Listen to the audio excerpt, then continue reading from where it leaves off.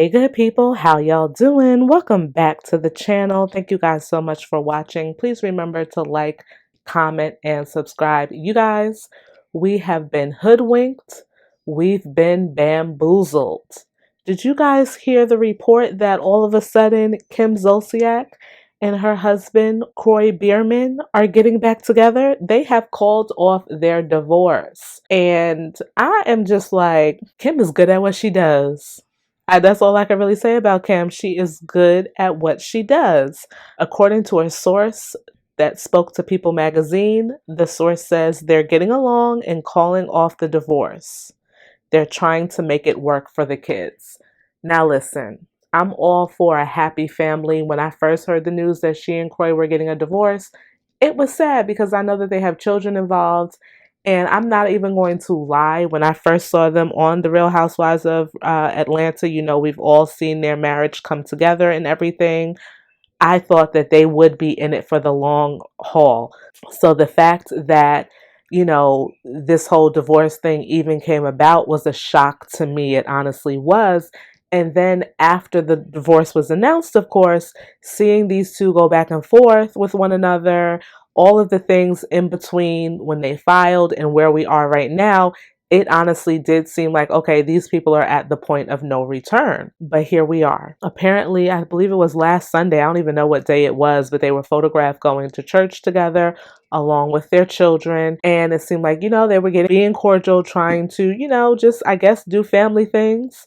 But it seems like it was a little bit more than that. So according to the People magazine, in a document obtained by them, the Real Housewives of Atlanta alum filed a dismissal without prejudice of answer and counterclaim in the Superior Court of Fulton County in Georgia.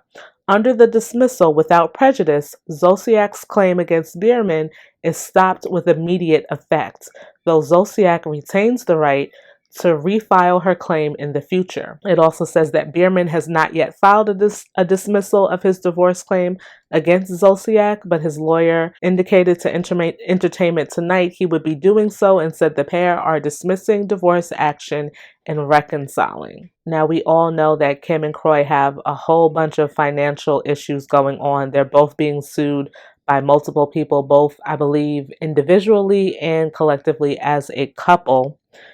So that's crazy within and of itself. Like, how are they going to maneuver these divorces? Because I do know, I mean, how are they going to maneuver through their financial difficulties? Because I do know that a lot of people were saying the reason why they're getting a divorce is so that one person can't be held liable for the other person's debt or whatever, but obviously that doesn't seem to be the case. I don't know how this whole debt thing works, so don't come asking me, but that was one of the things that people speculated. The point I was trying to make earlier regarding the whole, oh, they're reconciling for the children, I guess, you know, they went to church, and I don't put anything past God. He can do anything. He can move mountains. He's amazing. He's wonderful. He could bring these two back together.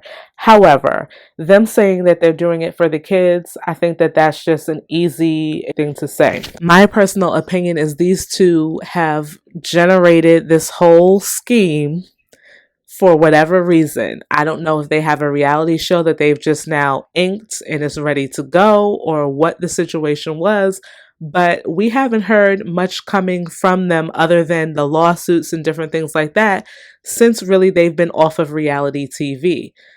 We all know that Kroy is no longer playing football. We all know now, obviously, they don't have their reality TV show. As far as I know, they don't have a lot of endorsements or anything like that working outside of their profession, she being a reality TV show personality and him previously being a football player. So, of course, the question has to be asked, how are they making their money, right? To me, they love reality TV. They love the lifestyle that they live, so they have to be able to keep up with that lifestyle. And I just believe it makes sense for them to do something to generate some buzz, to get their faces back out there for us to start talking about them, which we have been doing since their whole divorce situation happened. For me, if I'm gonna come up with a scheme and a plan to try to get myself back out there, try to get some money in my pockets, me personally, I wouldn't think of doing something like this, but I don't put anything past the type of person that Kim is. I've never been a Kim fan like that. I've always found her to be a little slippery, a little bit slimy. We've seen what she's done to some of her castmates in the past. I never really watched her reality TV show that she had with her family. I think I probably watched maybe like the first or 2 years. And then after that, I was done. So I don't put this type of behavior past Kim, but it's like, girl, you brought your whole family into this drama playing out over the last couple of weeks and months. You guys are calling the cops on one another. You're bad mouthing each other. I mean, it got ugly.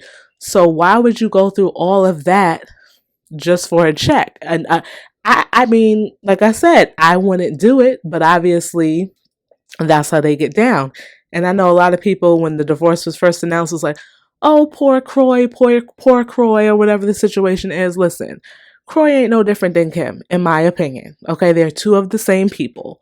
So I never felt bad for him. The only people that I feel bad for are the 4 children or however many children that they share together. Like her daughters are grown, they're doing their own thing. I feel bad for those kids. And as I was saying, using the whole excuse of, well, we're doing this for the children, we're reconciling for the children.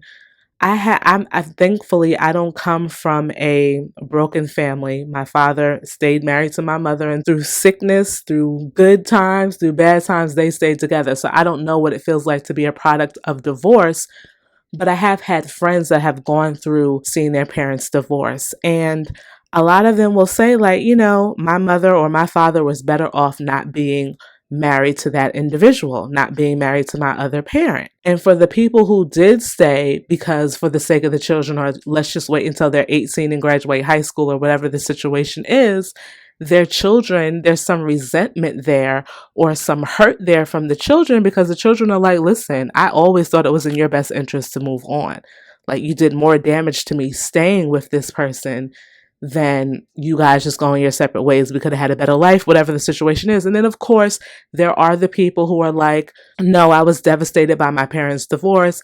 My life spiraled out of control, whatever. Like, it could go either way. I just don't think you saying, oh, we're trying to make it work for the kids after all of the stuff we've seen, especially these two do in the public eye since they announced their divorce, is crazy to me. But if that's the route that they're going, and if this is a true thing and they really were, getting a divorce from the start, then I, wish them nothing but the best. But me personally, I feel like we've been bamboozled, we've been duped. They've done lied. They have lied. They've conjured up this whole storyline. You guys let me know what you feel about this whole situation in the comments. Thank you so much for watching, and I will see you in my next video. Bye-bye.